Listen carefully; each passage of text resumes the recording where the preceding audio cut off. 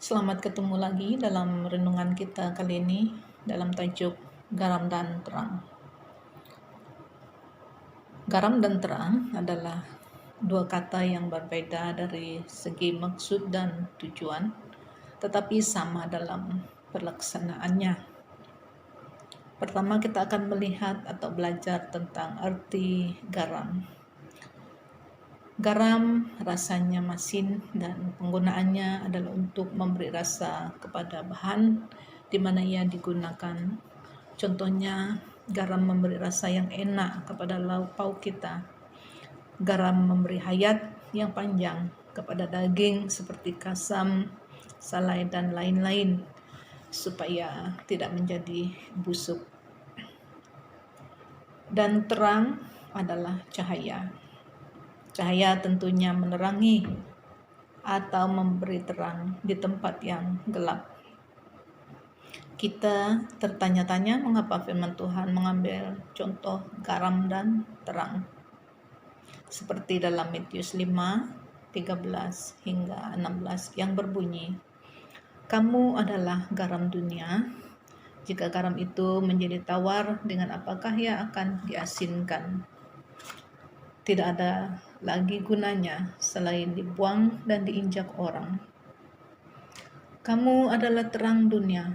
Kota yang terletak di atas gunung tidak mungkin tersembunyi.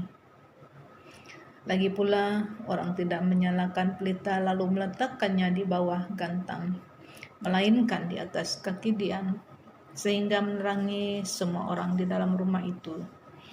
Demikianlah hendaknya terangmu bercahaya di depan semua orang, supaya mereka melihat perbuatanmu yang baik dan memuliakan Bapamu yang di surga."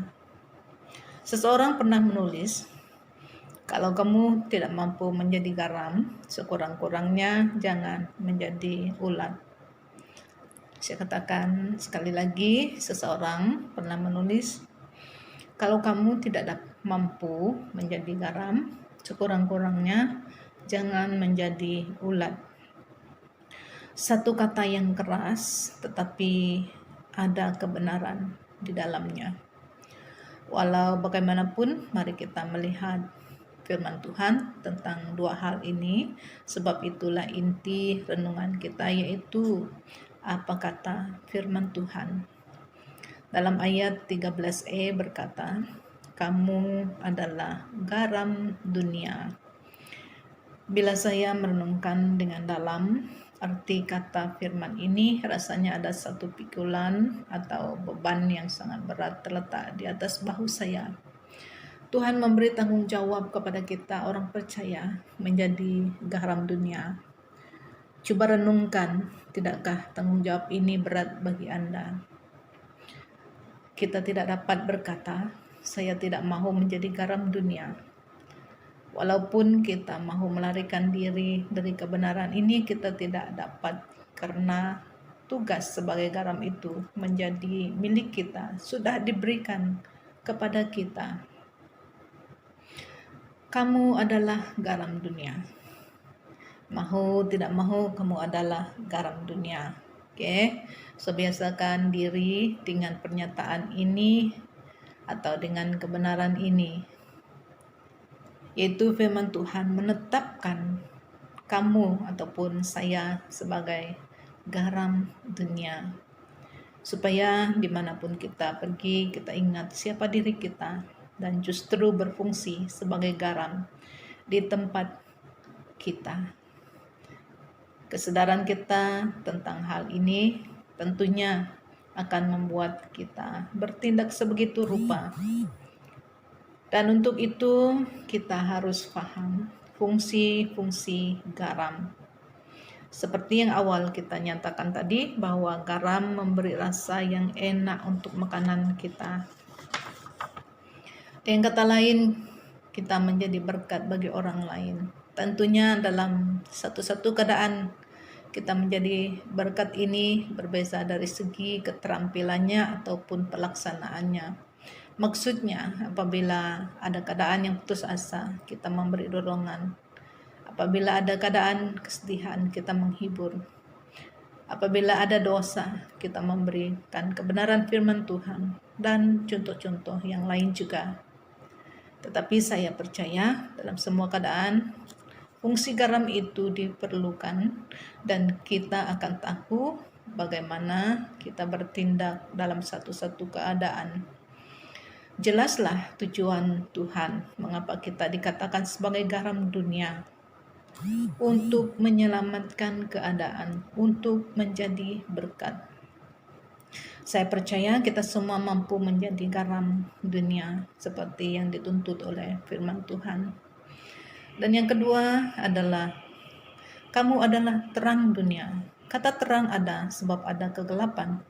Seandainya kegelapan tidak ada, maka terang pun tidak diperlukan.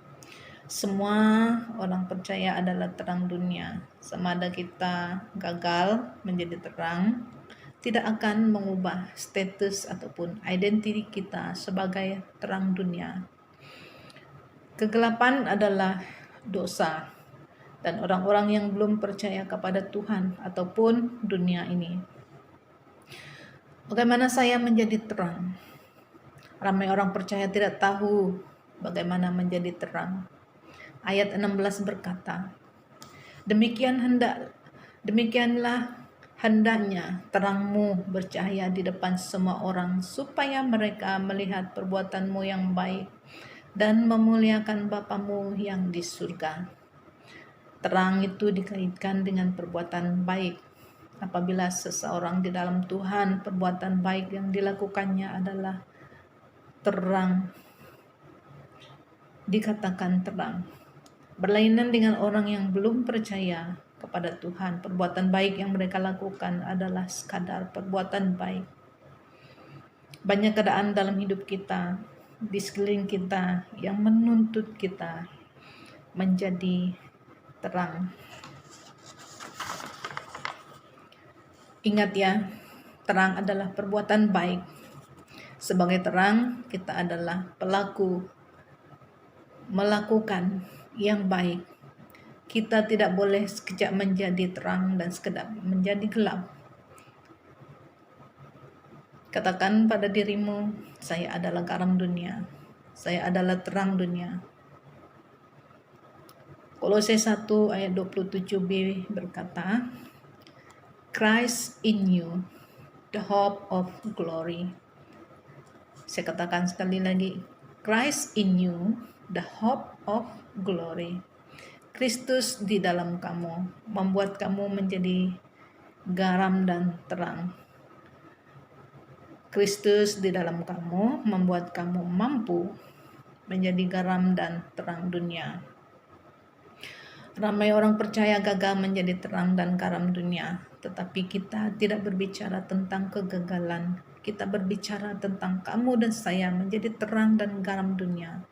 Inilah identiti kita dan marilah kita menghidupinya. Maka itu, marilah kita merenungkan ataupun berpikir,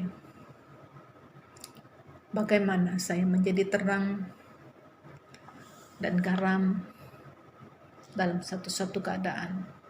Sebab dalam semua keadaan, kita akan dituntut melakukan dua hal ini, yaitu menjadi garam dan terang. Dan tugas itu dan ataupun tanggung jawab itu Allah sendiri yang memberikannya kepada kita. So kita adalah garam dunia dan terang dunia. Puji Tuhan, kita mampu menjadi garam dan terang dunia karena Kristus ada di dalam kita, bukan karena kuat dan gagah, tetapi oleh Rohku, kata Tuhan. Tuhanlah yang memampukan kita menjadi garam dunia dan terang dunia bagi kemuliaan namanya. Sampai di sini renungan kita pada kali ini.